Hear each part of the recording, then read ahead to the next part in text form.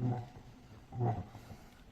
I wish we were preparing for Indiana today. Obviously, we didn't meet our goals this year. That said, I think you guys came in. This place is buzzing. Everyone's in, excited to attack this offseason. A big offseason for us. We're excited. We obviously have two great studs to build around in Joel and Tyrese. Tyrese took a big leap forward this year, and we think the sky's the limit for him as he continues to improve.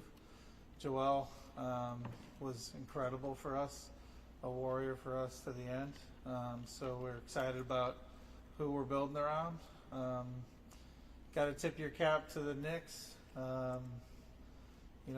They fought hard. I mean, it was an incredible series, and really wish we could have gotten that to back to Madison Square Garden, because I think that was a fun fight the whole way.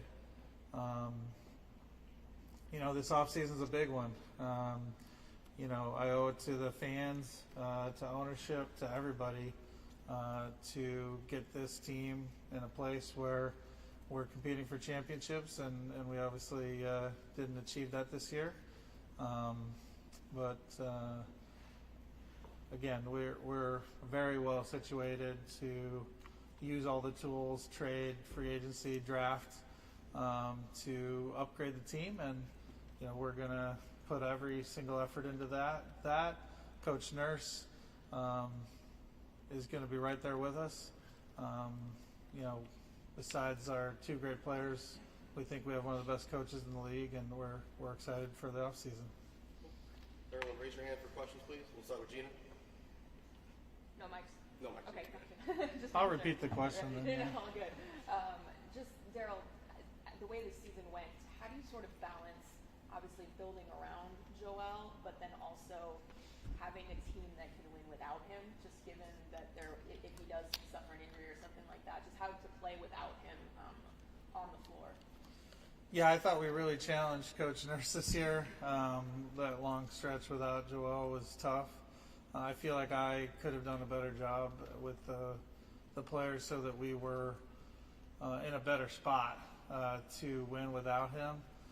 That said, we do spend 90% of the time figuring out how to win the title with him.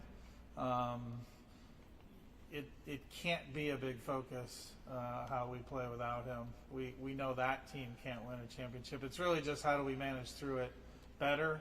I felt like on me the depth wasn't quite there when he was out to win at the level we wanted to win at.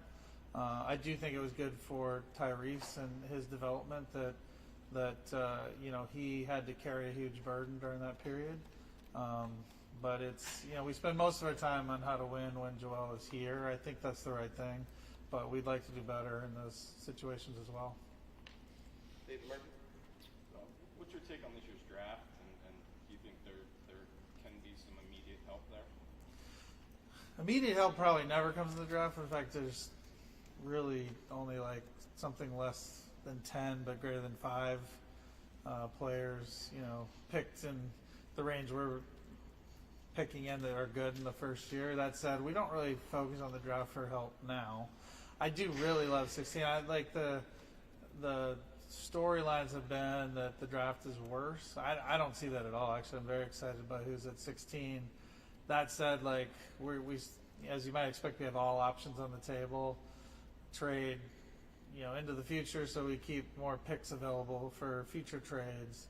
If we do pick, I'm excited about who's there. We could trade back, pick up a player. I do like having a good core of young players. I feel like we're developing that with Paul and Ricky Council.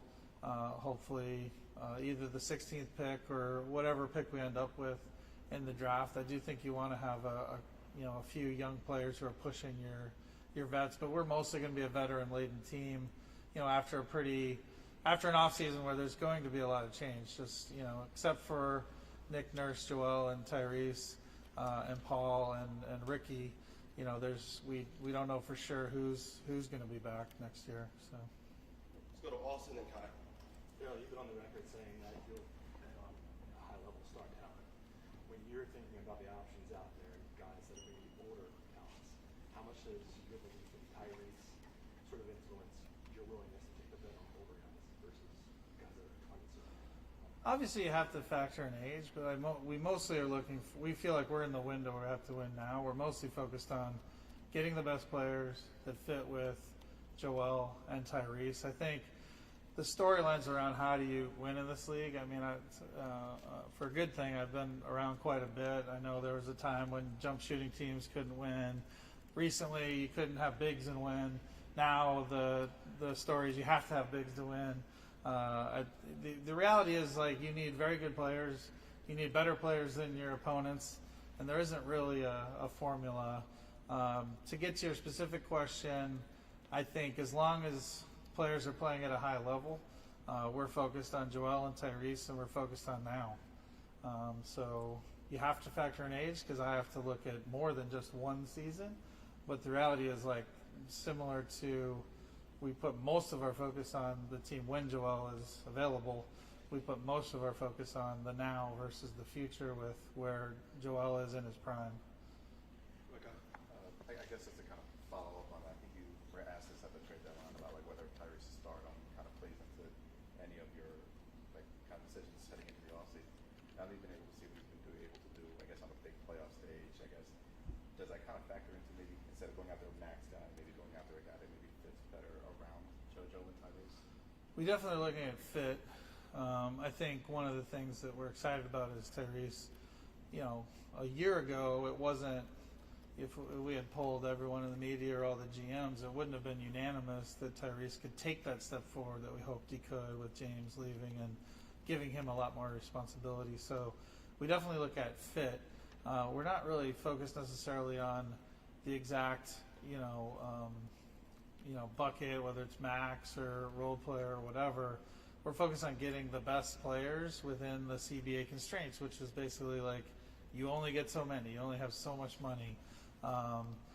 Generally, historically, having top players works better. I know recently, again, just to talk about storylines, everyone's like, oh, it's the teams with depth that win. Well, of course, you go back a little bit and you have, recent teams that won without much depth, like the Lakers recently. You have teams without continuity that have won recently. So we're not going to have continuity. So we hopefully will have continuity going forward a little better. We'll have continuity with our stars and our head coach. But we're going to have a lot of changes off season. So it's good that, recent teams like the Lakers, like Toronto, like the Milwaukee Bucks, who made big changes the year they won the title, they didn't have a ton of continuity those years. So long story short, there isn't like a formula. Everyone wants to find a pattern, and there isn't one. The pattern is have really good players and have them better than all the teams you're going to play. And we're not going in with a prescription or a prescription of what to do. So Let's go Keith and then Marcus. I know you don't have a lot of guys coming back, but what would you say the biggest need that you to fit in next to Joel and Maxey are? I would say the biggest need is, not at their position, someone at the wing who can play and deliver at a high level in the playoffs. That's the biggest need, yeah. And for a follow-up, there's been like a lot of optimism since you came here, and and Doc and everything, and now you have Nick, and it just seems like you guys have second round exit. What gives you the confidence that you can turn this thing around? I think, Joel, Tyrese, and Nick give me the confidence that we have a good shot. Look, most of the paths you go down in the NBA lead to a dead end because, they're only letting one team win, and 29 teams are having this press conference every year. I think we put ourselves in a good position most years to win, and I just got to keep working hard to put us in an even better position. And we have an opportunity to do that this offseason. Marcus, then Dan. Daryl, you've been here, I think, 4 years, and you're going to be here another 4, according to your contract. You're halfway through what we expect to be your tenure. How would you grade what you've done so far, and do you think the franchise is in a better spot now than it was when you took it over? Yeah, I don't think my job is to grade myself, so I'll leave that to you guys. But I would say, look, I'm disappointed. I'd rather, obviously, we should have gone farther, and all I can do is, come back in, get with our front office and our coaching staff, and work with our great players on what's next, and give ourselves the best chance to win next year. So. Do you think that you're further along? Do you think the franchise is in better shape now than it was 4 years ago? I think that's to be written. Like we have a lot of tools this offseason, more than most teams in our situation, with more draft picks, more cap space, and two great players. But that story's yet to be written. We'll have to see how the offseason goes, and then how we play. As you know, I tend to not be someone who says, let's make sure the roster is perfect on day one. I like building the roster over time, even throughout the season. You look at Toronto adding Marcus All, things like that. I think it's something that we'll know next season. Like, was there enough? So Dan, Kyle, then Lauren. Given his injury history, do you have any concerns about Joe playing in the Olympics? And is there any chance the organization would ask him not to? Sure. I mean, the way the NBA has it set up, it's not even like a decision for the team. The players, that's something. I know for Joel, it's, I was lucky enough to be at his celebration when he became a U.S. citizen. He's incredibly proud to be a U.S. citizen. It's a dream of his to represent the United States in the Olympics. I think it's important to support the dreams of your best player. I understand the questions. I understand, that there are folks who could have an opinion on the other side on that. But first off, it's not even in our hands. Second off, we would always support Joel and something that important to him. And I think it's really cool that he thinks that's one of the dreams he's had since he became a citizen. Just as a follow-up to that, we talked about at the end of the year, you talked about being depressed because of his injuries. You talked about how beat up he was, how mentally draining it was on him. I mean, how do you guys sense he was at the end of the year? Is there anything you guys have to do to kind of prop him back up, I guess?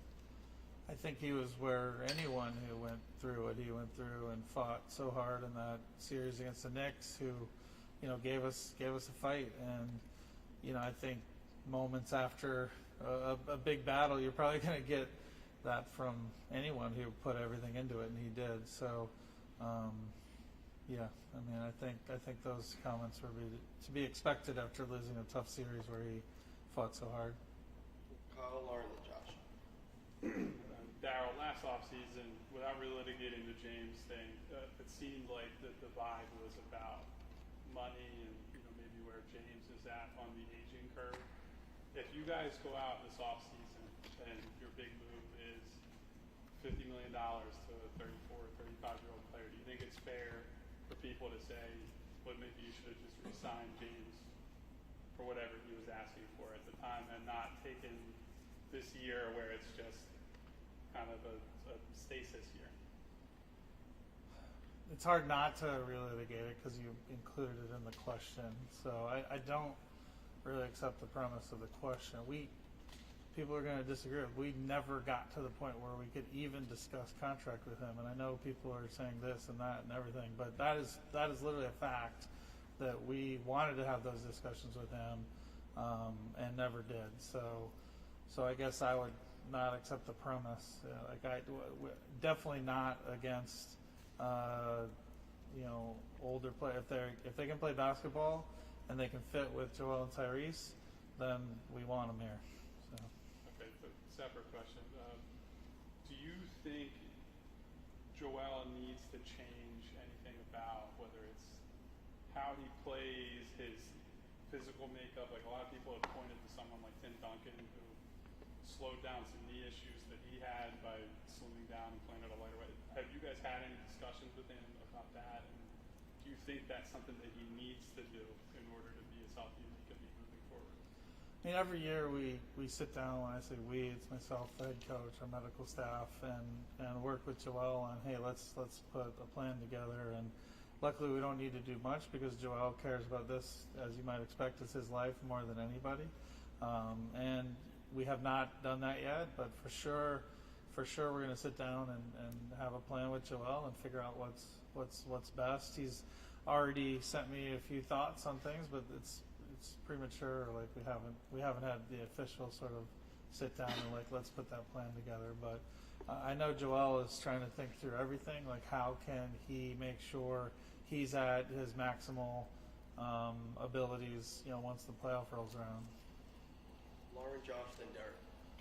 You talked about Tyrese taking the next step this year, whether it was off court or on court. In what sort of finite ways did he exceed the expectations that maybe not you, but others had? In what areas were you most impressed? I mean, I think he probably exceeded mine, which I'm going to in that the step he took this year is extremely hard, and for sure not a given that he would have done it. But I guess we should all learn not to bet against Tyrese, given he's beat expectations every single season, both prior to coming here and then here.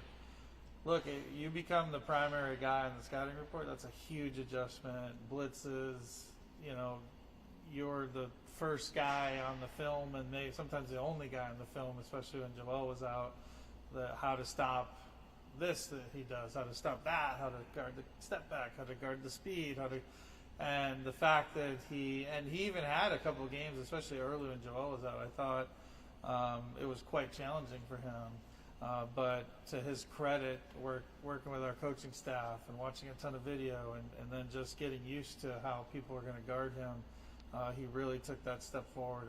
But that was, Tyrese gets all the credit. That was not a given that he could do all that, and it's very exciting that he did. So. Your reunion with Coach Nurse, how did year one look in this partnership? Well, I think he took it just as hard as our fans, and look, the one thing I love about Coach Nurse is he comes in every day, no matter who was available, and sometimes we didn't have Joel, Tyrese, Tobias. Like we often had like 4 guys out in some of these games, and he never was like, oh man. He was like, just tell me who's available. I'll go win this game. We'll have a good game plan. We're going to win this game.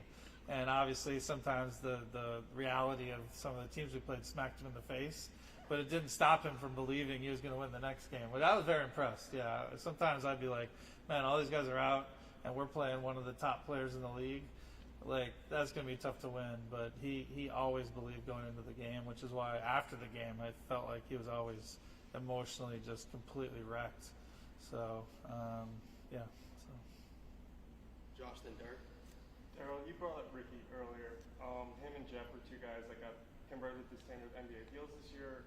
How much impact do you typically expect from guys like that on a team that's contending for a championship? Well, Jeff, to his credit, he's already contributed to some pretty good teams in Toronto prior to being here. So I think Jeff's a little farther along. With Ricky, the way these normally go, and we spoke to Ricky about this on his exit meeting, is your first year you almost have no chance. I mean, especially if you're undrafted. You have to prove yourself in the G League, which he did.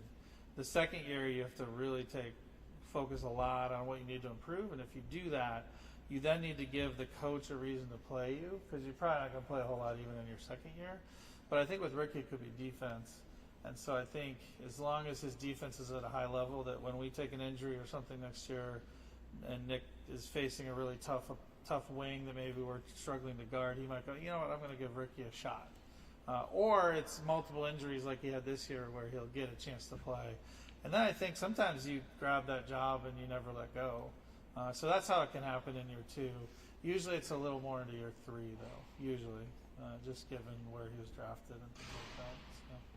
With the changes in the latest CBA, is it still viable to build around 3 max or near max players? And if so, what's the challenges around that? Yeah, again, I would reframe it as compared to what. And look, in those situations, I like having the challenge. Like, to me, finding the guys who are overlooked, the Kelly Oubres of the world, getting a Kyle Lowry, getting players like that. I like that challenge. I think that's something that the front office is very good at. And so I think, yeah, compared to basically you're like have less good players but more role players. I think generally the history of the NBA would favor, even with the new CBA, get studs who then you can put the work and the onus on the front office to find the players that fit around it. Let's go with Paul, Sam, and Gina. Daryl, you mentioned Kelly. It seemed like he was a really good fit just overall, just, his ability to cut, and he really fit the Knicks system and kind of maybe took a step forward in his career. He also seemed to indicate that he would like to be back.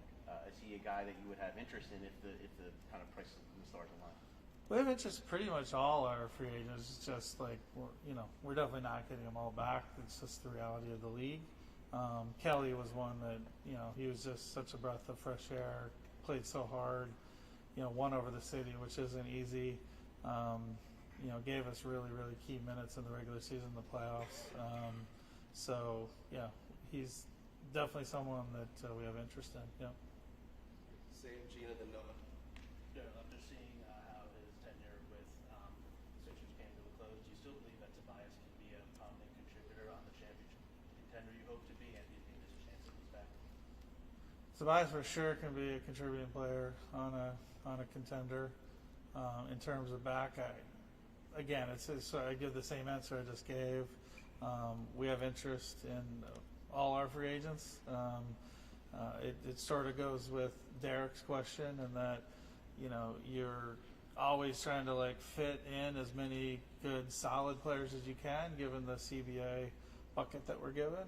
And it's really not, does this player help? It's, does this player help within the context of the CBA, and what at whatever number they're at, what constraints that creates for other positions you might want to help. Gina, Noah, then Zach. You may have answered this with saying that Tyrese maybe even exceeded your expectations, but did anything over the course of the year sort of alter, okay, this actually maybe shifts my thinking a little bit as far as how we'll approach the offseason? Yeah, I think it wasn't clear that Tyrese, we all had very high hopes, and I think you'd have put pretty good odds on it. We did. That Tyrese could be, the second best player on a championship team. I think we absolutely believe that now. That belief went from high to, I think we're certain at this point that he can do that. Still a long way to go, but the fact that that's the case, that means the job becomes, to some of these questions, like how do you find the rest of the roster to fit around that, and to Kyle's question, how do you get Joel at his maximal going into the playoffs. So. I guess to follow up on that too, it's I know having the optionality and the flexibility that you have, you would much rather have that than not have it, obviously. But just how do you sort of in your own mind go, okay, no, this is know when to pounce? I guess, Sure. Because like you said, this is kind of the not dating make or break, the dating question. Right. when you settle down. I think that's basically by keeping just very focused on what gives us the best chance to win, and which things move the needle and which ones don't. And I think that there is a chance that all the balls go up and they all land. Then everyone will be mad, and that's fine. But what we definitely can't do in that situation is actually hurt ourselves to make sure we can still build a contender. The main mistake that could be made that we won't make is if some of the better options don't go our way, trade into our cap space, free agents, turn our draft picks into things. If all those things don't yield what we want, we are definitely not going to just sign for a lot of money some player who's just an okay player.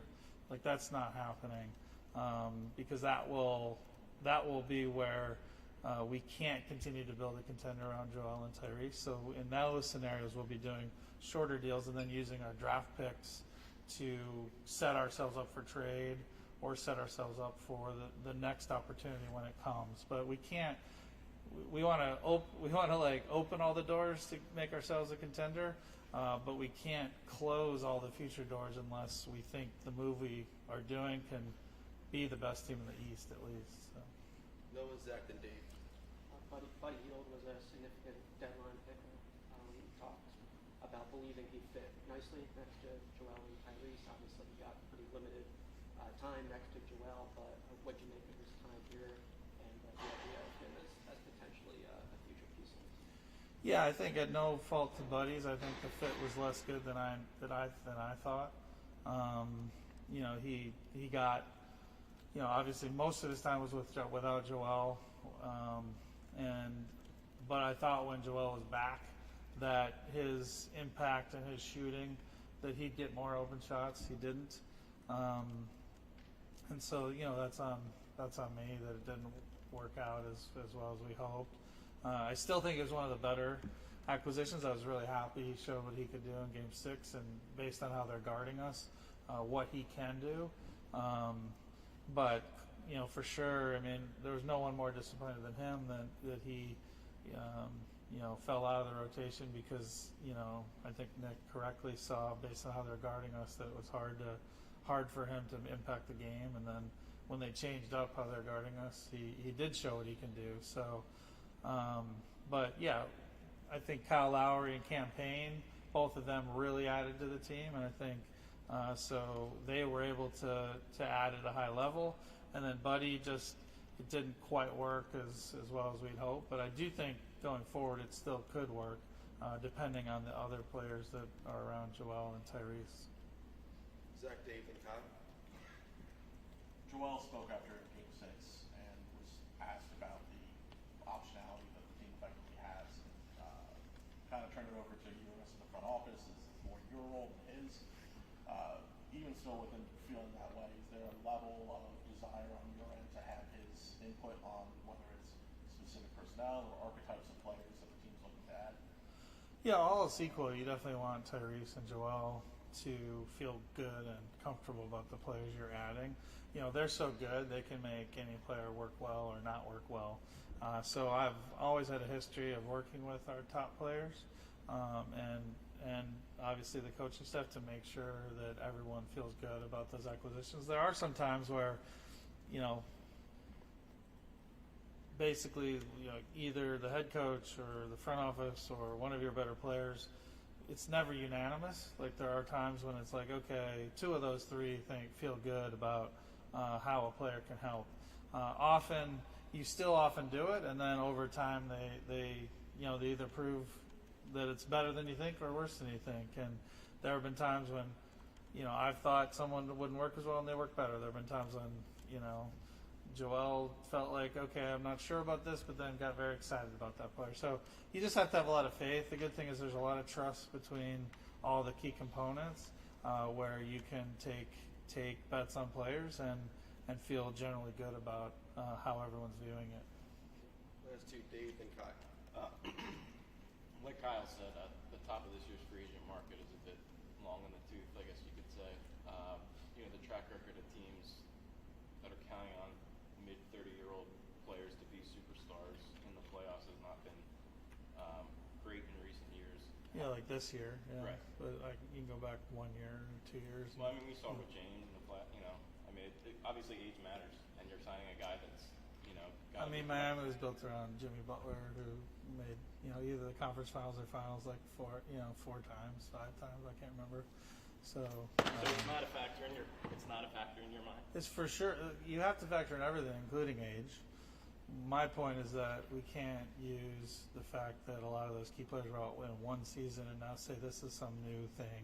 In fact, if anything, the direction of the arrow on age has been that it's less of an impact than it has been in the past. So look, that's what I mean by you can't prescribe or proscribe anything and say, oh, we've now figured it out. I'm being 100% serious. You guys have been around for quite a while too. Most of the reporters in this room, it was 100% being written that for a while that bigs don't need big. You need lots of switchable wings and you're going to be fine. And now that's gone. So my point is it's never about that. It's always about get the best players you can, get a great coach, figure out how to win with that set of players, and then go win the damn thing. It's not about hey, this new thing is exactly how we do know you want to be able to shoot more. I think we've learned that. That one's a long trend going for a long time. But other than that, I don't see many rules that tell you how to build a contender. But I guess what I'm asking Yeah. more is, you get good players. Yeah. But a player who's good in October, Yeah. He's 6 months older and 6 months more wear and tear on his Yeah. body. How do you balance that in terms of hey, this is a great team postseason, especially when Yep. you have a guy like Joel. Yeah. No, it's fair. Like, you want to figure out how to manage into the playoffs, right? But just again, because it's never about like, can this win? It's like, what is the best chance to win? The alternative to that would be a worse team that's always healthy. And I'll take the better team that you have to manage your way into the playoffs than the worst team that's always available. I'll take that 10 out of 10. Last one, Con. Daryl, I guess what was your thoughts on the 65-game rule of this year, and that do you feel like that maybe plays into a factor when it comes to Joel's kind of conditioning plan for the offseason? Yeah, I understand why the league office did it. I would put all, and this is easy for me to say, but I would try as the league office to put all the focus on how do we make the regular season more important, so you don't have to create these sort of kludgy 65s better than 64. But so again, it's easy to say when you're at a distance, but I've been pretty vocal. Like, just do everything you can to make the regular season more meaningful, more. The top two teams get a bye. The next, and the league. The good thing about the NBA, we innovate more than any other league. I think we'll get there. And this was sort of a kludge they had to do to try and like create this dynamic. But it's definitely a kludge. We just need to make the regular season more and more important over time. Thank you, Daryl. All right, thanks guys. Appreciate it. Thanks.